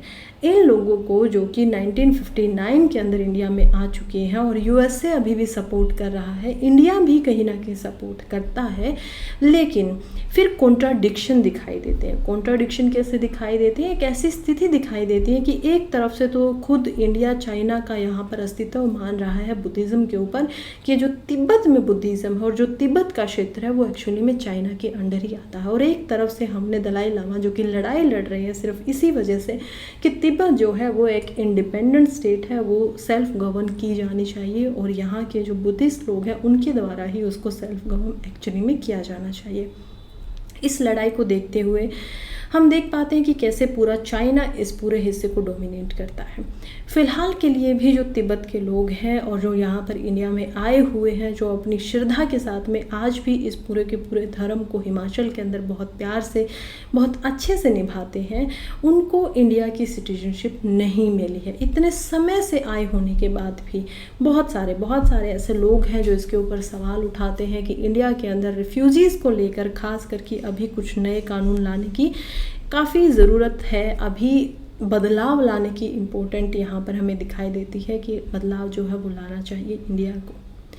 खैर आगे बढ़ते हैं और समझते हैं कि किस प्रकार से सिटीजनशिप एक्ट के माध्यम से, जहाँ पर पहले ही बताया गया था कि 1949 से पहले अगर कोई इंडिया में आता है या उसके पेरेंट्स होते हैं तो उनको इंडियन सिटीजनशिप मिल जाएगी, या फिर 1971 से पहले भी अगर कोई इंडिया के अंदर आया हुआ था, जब अमेंडमेंट होता है सिटीजनशिप एक्ट में तो उनको भी सिटीजनशिप मिल जानी चाहिए। क्योंकि बहुत सारे लोग तिब्बत से 1959 में ही आ चुके थे तो उनको भी कोर्ट केसेस के थ्रू कुछ लोगों को यहाँ पर सिटीजनशिप लेनी पड़ती है। अब आप सोचेंगे कि क्या हो गया, वो तो वैसे ही हिमाचल में रहते हैं, सिटीजनशिप ना भी हो तो भी क्या फ़र्क पड़ता है? बहुत फ़र्क पड़ता है। ये फ़र्क इसी वजह से पड़ता है क्योंकि मान लीजिए उनको किसी दूसरे देश में जाना है, किसी दूसरी कंट्री के अंदर जाना है, तो वो नहीं जा पाते हैं। उनको पासपोर्ट उनके पास नहीं होता है इंडिया का, उनको काफ़ी ज़्यादा स्पेशल आइडेंटिटी कार्ड बनवाने पड़ते हैं जो कि 2-2 3-3 साल तक बन नहीं पाते हैं। तो ये सारी समस्याएं जो है ये आर्टिकल यहाँ पर डिस्कस करता है, हमें बताता है, जो कि लिखा गया है विजिता सिंह के द्वारा। खैर आगे बढ़ते हैं और देखते हैं diseases with higher burden in Asia and Africa lack research funding. देखिए बहुत इंपॉर्टेंट आर्टिकल हो जाता है जीएस पेपर 3 के अंदर। जीएस पेपर 3 में हम इसको देख पाएंगे हेल्थ के अंदर, साइंस एंड टेक्नोलॉजी के अंदर, और यहाँ पर अगेन गवर्नेंस का भी एक भाग जो है वो बन जाता है जीएस पेपर 2 में। क्यों बन जाता है? क्योंकि गवर्नमेंट की तरफ से बात की जा रही है कि लैक रिसर्च फंडिंग है, रिसर्च को लेकर फंडिंग उतनी नहीं की जा रही है जितनी की जानी चाहिए। ऐसा सवाल ये हमारे लिए उठा रहा है। डिजीज़ का बर्डन, अभी मैंने शुरुआत में ही आपको बताया कि किस प्रकार से अर्थ जो है वो अलग अलग हमने भागों में बांटा हुआ है टेम्परेचर को ध्यान में रखते हुए। बीच में हम जो अर्थ को काटते हैं उसको इक्वेटर 0 डिग्री बोला जाता है, उसके ऊपर 23.5 डिग्री के ऊपर ट्रॉपिक ऑफ कैंसर होती है और नीचे ट्रॉपिक ऑफ कैप्रिकॉर्न होती है। इस पूरे के पूरे रीजन को 23.5 डिग्री नॉर्थ से लेकर 23.5 डिग्री साउथ तक इसको बोला जाता है ट्रॉपिकल रीजन। इस रीजन में हम देख पाएंगे कि इंडिया जो है वो नॉर्दर्न हेमिस्फीयर के यहाँ पर हमें दिखाई देता है। ये इंडिया यहाँ है जो कि कहाँ पर है, नॉर्दर्न हेमिस्फीयर के अंदर है। इस ट्रॉपिकल रीजन में अफ्रीका जैसे देश भी हैं। अब ऑस्ट्रेलिया का भी कुछ थोड़ा बहुत भाग जो शुरुआती है वो इसमें आ जाता है। तो क्योंकि इसमें ये कंट्रीज़ हैं, ट्रॉपिक्स की कुछ कंट्रीज़ हैं, नॉर्थ अमेरिका को भी हम इसमें देख पाते हैं, तो ये कुछ ज़्यादा गर्मी यहाँ पर होने की वजह से सन की जो लाइट होती है, सन मान लीजिए यहाँ पर है अर्थ हम इसको यहाँ पर देख पाएंगे 23.5 डिग्री टिल्टेड है। तो सन हम देखेंगे सीधी जो गिरेंगी सन की रे लाइट्स वो कहाँ पर जाएंगी, वो एक्चुअली के अंदर जाएंगी इक्वेटर और ट्रॉपिक्स के बीच में। उसके बाद जो सन की रेज होती है वो एक्चुअली थोड़ी सी स्लेंटेड हो जाती है, थोड़ी तिरछी हो जाती है। स्लेंट होने की वजह से इतनी ज़्यादा उनकी जो कैपेसिटी थी, एनर्जी थी, वो यहाँ पर इन रीजन्स तक नहीं पहुँच पाती है, क्योंकि यहाँ का जो तापमान होता है वो अलग होता है, यहाँ की जो टोपोग्राफी होती है वो अलग होती है ड्यू टू दिस जो अर्थ घूम रही है और सन से उसका कितना डिस्टेंस है, कैसे रेज पड़ रही है, इन सभी कारणों की वजह से तो हम देख पाते हैं कि यहाँ पर डिजीज़ भी कुछ हैं जो बाकी दुनिया से अलग है। अब क्योंकि कुछ डिज़ीज़ ऐसी हैं जो वेस्ट में होती हैं, HIV जैसी डिज़ीज़ है जिनके ऊपर काफ़ी रिसर्च की जा रही है, क्योंकि वो वर्ल्ड वाइड हम देखते हैं प्रॉब्लम है। और वेस्ट में और जो ऊपर है नदर्न हेमिस्फीयर जो कि टेम्परेट जोन की कंट्रीज़ है, जो कि थोड़ी एडवांस कंट्रीज़ हैं, डेवलप कंट्रीज़ हैं, रिसर्च वहाँ पर ज़्यादा होती है, फंडिंग उन्हें ज़्यादा मिलती है, वहाँ पर इनसे रिलेटेड रिसर्च भी ज़्यादा होती है।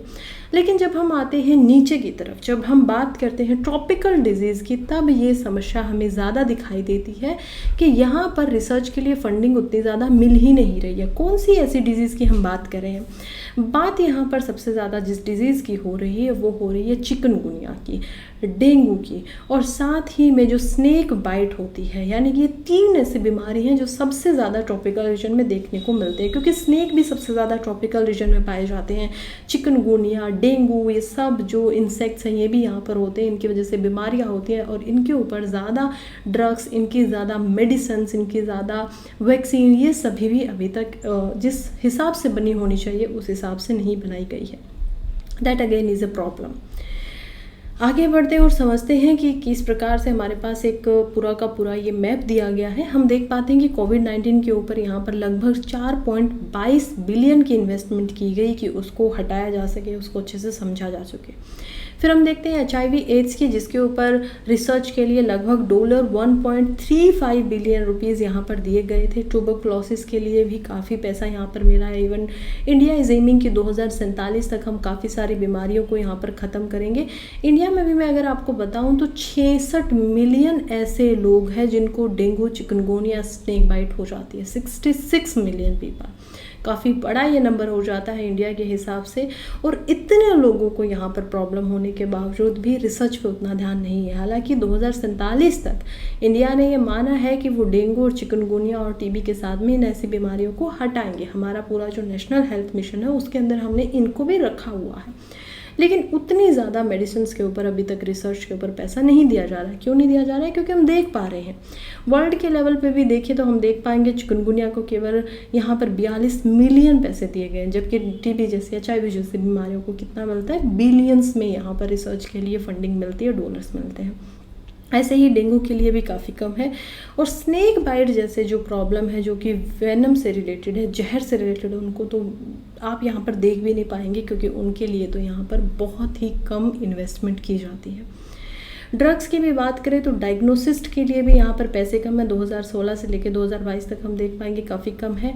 मेडिसिन यानी कि ड्रग्स जो बनाई जाती है वो भी कम की यहाँ पर बनाई जाती है। वैक्सीन में एक समय पे 2018 से 20 में एक अर्ज हम देख पाते हैं कि 4 बिलियन तक का लगभग यहाँ पर इन्वेस्टमेंट होता है। अदरवाइज़ हर चीज़ में हम कमी देखते हैं, जिसके ऊपर चिंता जताई जा रही है कि देखिए किसी भी बीमारी को इतना छोटा मत मानिए। अगर हम इनका आराम से चाहें तो इसके ऊपर रिसर्च करके इनके लिए भी हम एडवांसमेंट जो दवाइयाँ उनको लेकर आ सकते हैं, तो इतना ज़्यादा इनको इग्नोर नहीं किया जाना चाहिए। अगेन नेक्स्ट जो हमारा आर्टिकल है वो GS पेपर 3 से रेलिवेंट रखता है। Again health plus science and technology दोनों में ही ये हमारे काम आएगा। देखते हैं कि क्या बोल रहा है India I breakthrough again sickle cell. Sickle cell क्या होता है? सिकल सेल एक बीमारी होती है जिसके अंदर आपके अंदर जो रेड ब्लड सेल है, रेड ब्लड सेल क्या होते हैं? आपके ब्लड के अंदर देखिए अलग अलग सेल्स होते हैं। इवन हमारी जो पूरी ह्यूमन बॉडी है उसको अगर हम बायोलॉजी की नज़र से देखें तो वो सेल से बनकर बनी हुई है। हमारे कुछ ब्रेन के सेल होते हैं, हमारे कुछ लीवर के सेल होते हैं, कुछ हार्ट के सेल होते हैं, कुछ ब्लड सेल होते हैं, सब मसल सेल्स होते हैं। तो ये सब हमारे बॉडी के अंदर सेल होते हैं। अब हम देखते हैं कि ब्लड के अंदर भी वाइट ब्लड सेल होते हैं और रेड ब्लड सेल होते हैं। वाइट ब्लड सेल जिसको हम इम्यूनिटी में बोल देते हैं, जो हमारी रक्षा करने के लिए, इन्फेक्शंस वगैरह से लड़ने के लिए होते हैं, और रेड ब्लड सेल जो कि मिलकर हमें रेड कलर के दिखाई देते हैं, वो क्या काम करते हैं? हमारी बॉडी को ऑक्सीजन यहाँ पर प्रोवाइड करवाते हैं। लंग्स से ऑक्सीजन लेकर जाते हैं और हमारे अलग अलग हिस्से को ऑक्सीजन लेते हैं और वहाँ से कार्बन डाइऑक्साइड को लेते हैं, वापस से उठाते हैं और बाहर छोड़ाते हैं। ये इनका सारा का सारा प्रोसेस होता है। हमारे हर बॉडी के ऑर्गन को एक्चुअली में ऑक्सीजन की ज़रूरत होती है। अब हम देखते हैं सिकल सेल। सिकल सेल एक ऐसी बीमारी है जो यूजुअली हमारा ब्लड सेल होता है, रेड ब्लड सेल, वो थोड़ा सा ओवल शेप के अंदर इस प्रकार से दिखाई देता है। लेकिन सिकल सेल बीमारी में ये जो सेल है इसकी शेप बदल जाती है। वो हो सकता है ऐसी बन जाए, वो हो सकता है ऐसी बन जाए। अब क्या होता है, हमारी बॉडी में अलग अलग तरीके की वेन्स होती हैं, आर्टरी होती है। वेन्स और आर्टरी में क्या डिफरेंस है? वेन्स हमारी होती हैं जिसके अंदर हमारा जो ऑक्सीनेटेड ब्लड होता है वो अलग अलग जगह तक हमारे बॉडी के ऑर्गन्स तक पहुँचाया जाता है। आर्टरीज होती हैं जिसमें ऑक्सीजन अब ख़त्म हो चुकी है, ऑक्सीजन लेस वो ब्लड है, और वो ब्लड हमारी लंग्स तक लाया जाता है ताकि उसके अंदर ऑक्सीजन वापस से आ सके। अब बॉडी में बहुत सारी छोटी छोटी वेन्स भी होती हैं जिसमें ये जो नॉर्मल ब्लड सेल होते हैं ये तो एक्चुअली के अंदर पेनिट्रेट कर जाते हैं, क्योंकि ये ओवल शेप में है तो ये अपने आप को इस तरीके से भी करेंगे और आराम से अंदर से निकल जाएंगे। लेकिन जब सिकल सेल की बात होती है तो ये सेल यहाँ पर फंस जाते हैं और इकट्ठा होना शुरू कर देते हैं, जिसकी वजह से हार्ट अटैक हो सकता है, जिसकी वजह से ब्लड क्लॉटिंग की वजह से स्ट्रोक आ सकता है, ब्रेन स्ट्रोक आ सकता है, ऐसे बहुत सारी प्रॉब्लम हो सकती है। इंडिया पहली ऐसी एक कंट्री बनने जा रहा है जो इसका परमानेंट इलाज लाने वाला है। परमानेंट इलाज किस तरीके से? परमानेंट इलाज लाने वाला है CRISPR-9 की तरफ से। अब CRISPR-Cas9 क्या होती है? एक टेक्नोलॉजी है। पहले भी काफ़ी बार मैं आप लोगों को इसको समझा चुकी हूँ। ये एक ऐसी टेक्नोलॉजी बनाई गई है रिसर्चर्स के द्वारा, साइंटिस्ट के द्वारा, जिसमें हमारा जो DNA है, देखिए ज़रा इसको आराम से थोड़ा सा सिंप्लीफाई करके समझाती हूँ। सबसे पहले जिसको DNA नहीं पता है उसको मैं बता दूं कि बॉडी की जो हमारा DNA होता है उसी में हमारी सारी की सारी जेनेटिक इन्फॉर्मेशन होती है। हमारी जो जन्म से निर्धारित चीज़ें होती हैं वो होती हैं क्रोमोसोम से, राइट। हमारा बर्थ क्या होगा, जेंडर क्या होगा। क्रोमोसोम्स एक्चुअली के अंदर 23 के पेयर होते हैं। 23 हमारे जो होते हैं वो आते हैं फादर की साइड से, और हम देख पाते हैं 23 यहाँ पर आते हैं मदर की साइड से। इसमें से जो 23rd पेयर होता है, तो ये जो 23rd पेयर है सेल्फ में, ये क्या होता है? ये होता है एक्स और वाई का पेयर, जिसमें हमारे जेंडर को निर्धारित किया जाता है। इसके अलावा 22 का पेयर और होता है, 22 के जोड़े और होते हैं क्रोमोसोम्स के, जिसमें बहुत सारी इन्फॉर्मेशन होती है। इसमें एक्चुअली में जीन्स होते हैं। जीन्स DNA के अंदर होता है। DNA के अंदर इस तरीके से बहुत आप अलग अलग जीन्स के पेयर्स को देख पाएंगे, जो कि 4 एक्चुअली ग्रुप्स में होते हैं: एंडोनाइन, A, T, थेमेनाइन, ग्वानिनाइन, साइटोसाइन। तो ये 4 का ग्रुप होता है जो आपस में क्या बनता है? कनेक्ट होता है, और इसमें अलग अलग इन्फॉर्मेशन होती है। इसी किसी एक ग्रुप के अंदर, किसी एक स्ट्रिंग के अंदर, वैसे तो हमारी बॉडी में लगभग 30,000 जीन होते हैं, और ये जो 30,000 जीन है ये हमें पता चलता है 2005 के अंदर एक्चुअली में, जब ह्यूमन जीनोम प्रोजेक्ट किया जाता है। और उससे हमें समझ में आता है कि हमारे बाल से लेकर आँखों के कलर तक, हमारे स्किन के कलर तक, हमारी बोल चाल कैसी होगी, भाषा कैसी होगी, वो सब कुछ इन जीन्स के ऊपर निर्भर करता है।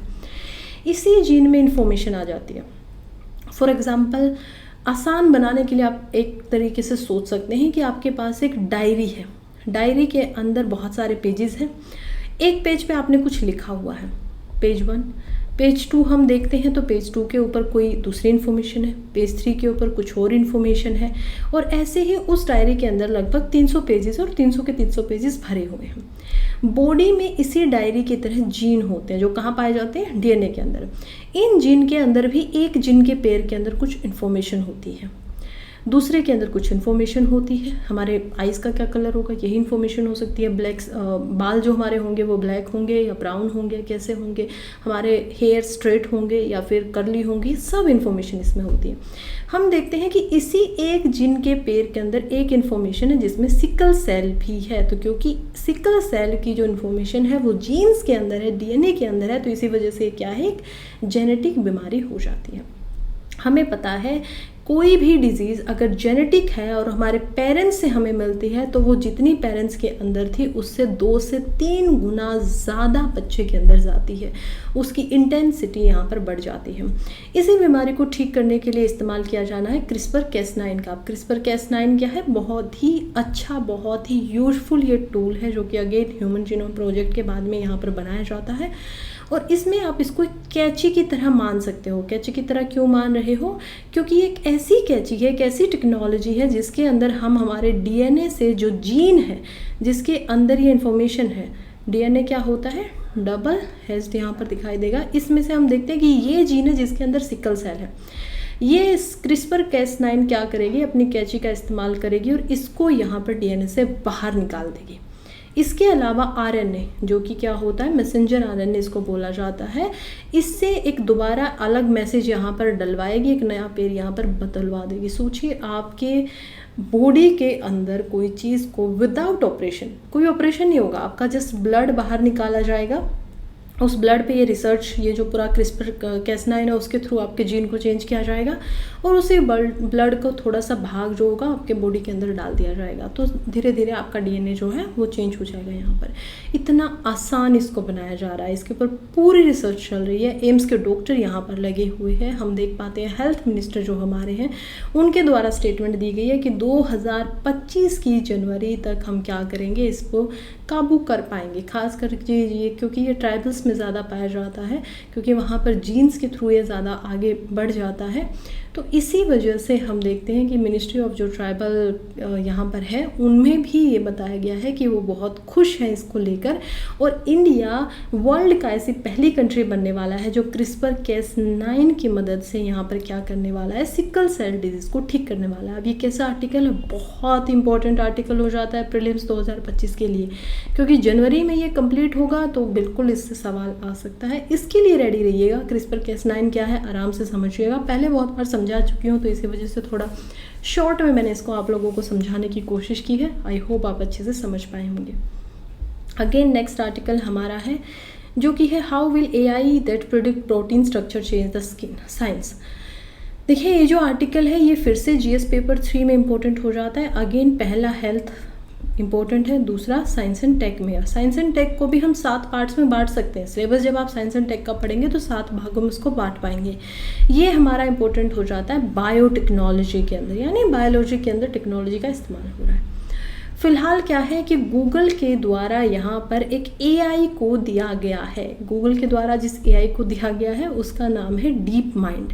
ये एक ऐसी AI है, एक ऐसी आर्टिफिशियल इंटेलिजेंस है जो कि हमारी बॉडी, जो कि प्रोटीन से बनी होती है, कोई भी प्रोटीन हमारे लिए, खास करके अगर कोई भी लिविंग चीज़ है तो उसके लिए इंपॉर्टेंट होता है उसके स्ट्रक्चर के लिए। प्रोटीन को बिल्डिंग ब्लॉक ऑफ बॉडी बोला जाता है, ऐसा ब्लॉक जो हमारी बॉडीज़ को बना रहा है। उसको यहाँ पर हम देखते हैं कि वो कैसे एक छोटे से स्ट्रिंग से और एमिनो एसिड्स की मदद के साथ में अपने आप को बदलता रहता है, चेंज करता रहता है।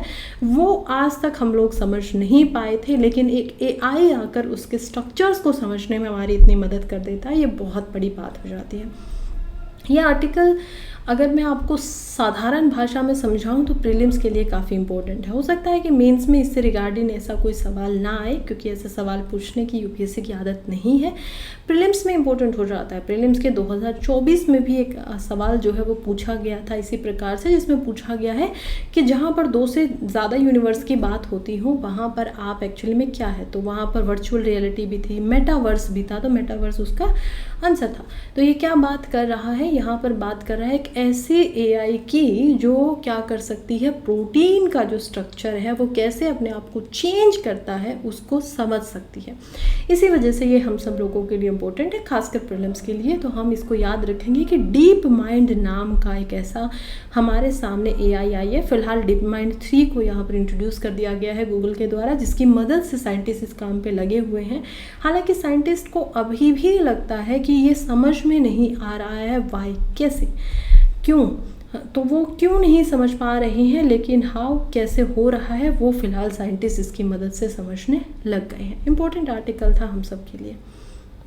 अगेन इंपॉर्टेंट आर्टिकल है, GS पेपर 1 में हम इसको ज़्यादा अच्छे से समझ पाएंगे और GS पेपर 3 में भी इसकी इंपॉर्टेंस है। GS पेपर 1 में फिजिकल ज्योग्राफी से आपको इसको समझना पड़ेगा। GS पेपर 3 के अंदर एनवायरनमेंट में, क्योंकि क्लाइमेट चेंज हो रहा है तो उस नज़रिए से ज़रा इसको देखते हैं। आर्टिकल बात कर रहा है on the Hindu Kush Himalaya snow update. देखिए हम जब इंडिया को एक मैप के तरीके अगर मैं आपको समझाऊं तो इंडिया को हम इस तरीके से कुछ देख पाते हैं। आई नो बहुत अच्छा मैप नहीं है, लेकिन ये जो जम्मू कश्मीर वाला रीजन और ये जो पूरा हिमालयाज़ वाला रीजन है, इसमें हम देख पाएंगे कि यहाँ पर अलग अलग श्रेणियाँ बनी हुई हैं। तो ये पूरा का पूरा ये शिवालिक है, जहाँ पर लोअर हिमालय होता है। ऊपर हम देख पाएंगे लेसर हिमालय भी इसको बोला जाता है। ऊपर हमारा जो है वो हम देख पाएंगे यहाँ पर जो हमारा ग्रेटर हिमालय है, ग्रेटर हिमालय के नाम से। ऊपर और खाड़ी है, काराकोरम की हिल्स है यहाँ पर। काराकोरम बहुत इंपॉर्टेंट है। लद्दाख रेंज यहाँ पर है। और इसी भाग में जो बीच में 3rd नंबर पे आता है, ये जाना जाता है हिंदू कुश के नाम से। अब हिंदू कुश वैसे तो याद आप लोगों को रहेगा, अफ़गानिस्तान से थोड़ा सा हम देख पाते हैं, पाकिस्तान से भी इसका कुछ रिलेशन था पास्ट के अंदर, हिंदू कुश को याद रखते हैं। तो हिंदू कुश हिमालय के ऊपर जहाँ से बहुत इम्पोर्टेंट नदियाँ निकलती हैं। 10 ऐसी नदियाँ हैं जो हिंदू कुश के पहाड़ों से निकलती हैं। हमारी जो इंडिया की इंडस यानी कि सिंधु नदी है, जो कि पूरी की पूरी हड़प्पा सिविलाइजेशन का एक बेस मानी गई है। हमारी गंगा नदी, जो कि इंडिया की सबसे पवित्र, सबसे अच्छी नदी मानी गई है, सबसे उपजाऊ, हमारे लिए जीवनदायिनी का भी इसको नाम दिया गया है, वो यहाँ से निकलती है। अब इसमें हो क्या रहा है, देखिए ये 8 कंट्रीज़ ऐसी हैं जो हिंदू कुश के आसपास हमें दिखाई देती हैं। और यहाँ पर 10 ऐसी रिवर्स है जो यहाँ से निकल रही हैं। 8 कंट्रीज़ देखें तो अफ़गानिस्तान, म्यांमार, इन सभी कंट्रीज़ को हम देख पाएंगे। भूटान, चाइना, नेपाल, इंडिया और पाकिस्तान।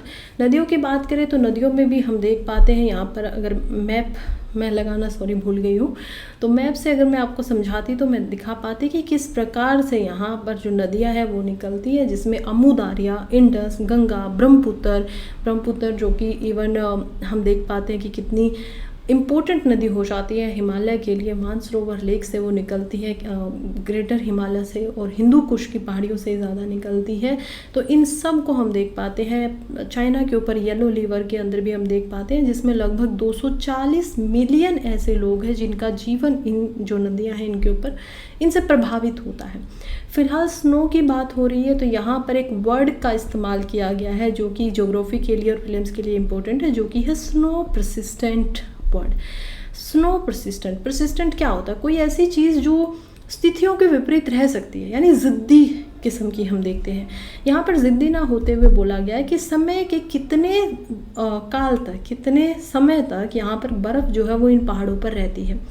अब मान लीजिए ये 7 महीने तक बर्फ़ रही है, तो हम देखते हैं कि 7 महीने के बाद जब गर्मी टेम्परेचर ज़्यादा बढ़ेगा, लेवल ज़्यादा बढ़ेगा, जितने ज़्यादा समय के लिए, हो सकता है 2 महीने भी बर्फ़ बनने में लगे, हो सकता है 7 महीने का टाइम मिलेगा, लेकिन जितने ज़्यादा समय तक बर्फ़ बनती रहेगी उतना ही जब वो मेल्ट होगी तो पानी नदियों में ज़्यादा आएगा। समझ पा रहे हैं, कोरिलेशन आपको समझ में आ रहा है कि जितना ज़्यादा समय स्नो अपना बनने में ले रही है उतना ही ज़्यादा समय नदियों में जब पानी आएगा तो उसकी बढ़ोतरी होकर नदियों में आएगी। फ़िलहाल क्या हुआ है कि 2024 के ऊपर एक रिपोर्ट आती है जो कि है यहाँ पर हिंदू कुश के ऊपर स्नो के रिलेटेड अपडेट। वो कह रही है कि अब के साल गर्मी इतनी ज़्यादा है क्लाइमेट चेंज की वजह से कि अब के साल क्या हुआ है, हिंदू कुश के ऊपर जितनी बर्फ़ बननी चाहिए थी नदियों में 20% तक वो कम बनी है, जिस वजह से अब की बार जो नदियों का वाटर भी होगा वो भी एक्चुअली में कम आएगा, लोगों को इससे ज़्यादा फ़र्क पड़ेगा। क्या ये बहुत इंपॉर्टेंट आर्टिकल नहीं हो जाता है? क्या ये क्लाइमेट चेंज से रिलेटेड नहीं हो जाता है कि क्योंकि क्लाइमेट यहाँ पर बदल रहा है उसी वजह से आम लोगों के जीवन के ऊपर कितना ज़्यादा असर यहाँ पर हमें देखने को मिलता है, ये हम आराम से यहाँ पर समझ सकते हैं। अब इसका सोल्यूशन क्या हो, प्रॉब्लम, अब मैं इसमें ज़्यादा एक एक बात आप लोगों को समझाना नहीं चाहती हूँ, कौन सी नदी कहाँ से निकल रही है, क्योंकि ये सारी चीज़ें मैपिंग की भी कुछ होंगी जो मैं आप लोगों के लिए अलग से क्लासेस लेकर आऊँगी। मुझे पता है मैपिंग के लिए कोई ऐसा सोर्स नहीं है, कोई किताबें नहीं होती हैं, तो वो मैं आप लोगों को अलग से करवाऊँगी। फ़िलहाल हम मेंस के हिसाब से बस यहाँ पर देखते हैं कि एक्चुअली में इसका समाधान क्या हो। बर्फ़ पहली बात तो कम क्यों बनी, कम बनने का जो प्राइमरी रीज़न था वो था क्योंकि वेस्टर्न जो डिस्टर्बेंस होती हैं जिसकी वजह से मेडिटेरियन जो सी है जो कि यूरोप और अफ्रीका के बीच में पड़ता है, उसमें से जो डिस्टर्बेंस होकर हवाएं आती हैं और हिमालय के जो बड़ी बड़ी पहाड़ियाँ हैं उनसे टकराती हैं और वहाँ पर बारिश होती है, और उससे क्योंकि वो एल्टीट्यूड पे ज़्यादा है तो वो बारिश, वो जो पानी होता है वो बर्फ़ का अपना चेंज कर लेता है, रूप बदल लेता है, वो अब की बार कम हुई है वेस्टर्न डिस्टर्बेंसेस, इस वजह से यहाँ पर स्नो भी जो है वो कम हो पा रही है।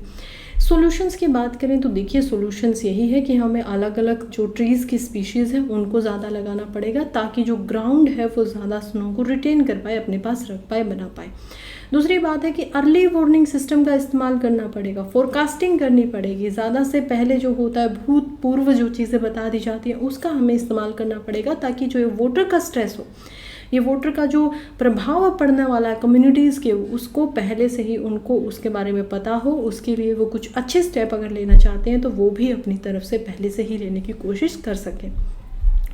इसके अलावा तीसरे नंबर पर हम क्या कर सकते हैं, वाटर की फैसिलिटीज़ को अच्छा कर सकते हैं। लोग नदियों पर एग्रीकल्चर के लिए डिपेंडेंट होते हैं, लोग रिवर्स के वाटर के ऊपर कुछ इंडस्ट्रीज़ वगैरह वो लगाते हैं, ज़्यादातर एग्रीकल्चर, और कुछ लोग अपने पानी पीने तक के लिए भी वहाँ पर डिपेंड होते हैं।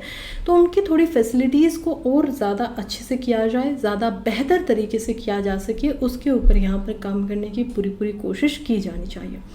फोर्थ हम देखते हैं कि कम्युनिटीज़ को लेकर आया जाए, कम्युनिटीज़ का इन्वॉल्वमेंट किया जाए। लोकल जो रहने वाले लोग हैं, क्योंकि उन्हें पता है कि उनका जीवन ज़्यादा निर्भर करता है स्नोफॉल के ऊपर, तो उसको ज़्यादा अच्छे से उनको समझने की ज़रूरत है। उसमें उनको अपना योगदान देने की ज़रूरत है कि वो भी क्या करें, कोशिश करें कि जैसे आर्टिफिशियल स्नो बनाने की, एक ग्लेशियर बनाने की कोशिश की गई थी लद्दाख के अंदर, हम याद कर पाते हैं, ऐसा ही कुछ इनिशिएटिव किया जा सकता है।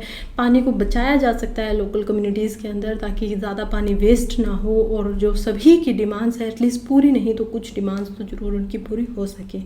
और एट द एंड जो सबसे इम्पोर्टेंट सोल्यूशन इसका है वो ये है कि इमिशन जो होता है ग्रीन हाउस गैसेस का, उसको हमें कम करना पड़ेगा, बल्कि हो सके जितना उसको घटाना पड़ेगा। ग्रीन हाउस गैसेस क्या होती हैं, ऐसी गैसेस जो एटमॉस्फेयर में, ट्रोपोस्फेयर के ऊपर यहाँ पर आ जाती हैं, और जो सन से हमारी रेज आती हैं शॉर्ट वेव्स के अंदर, वो ज़मीन पे तो आ जाती हैं, लेकिन ज़मीन से जब वो लॉन्ग वेव्स में यहाँ पर वापस जाती हैं तो लॉन्ग वेव्स की रेज को वो ट्रैप कर लेती हैं गैसेस, जिसमें कार्बन डाइऑक्साइड को हम देख पाएंगे, CH4 यानी कि मीथेन को हम देख पाएंगे। ऐसी गैसेस जो यहाँ के माहौल को बहुत ज़्यादा गर्म बना देती हैं, राइट। तो क्योंकि ये होता है तो इसी वजह से इमिशन हमें कम करना पड़ेगा। नेचुरली कार्बन डाइऑक्साइड बहुत कम, 0.036% हमारे जो एटमॉस्फेयर है उसके अंदर कार्बन डाइऑक्साइड, मीथेन तो और भी ज़्यादा कम होती है, इतनी कम होती है, लेकिन उसका असर क्लाइमेट के ऊपर हम बहुत ज़्यादा देख पाते हैं।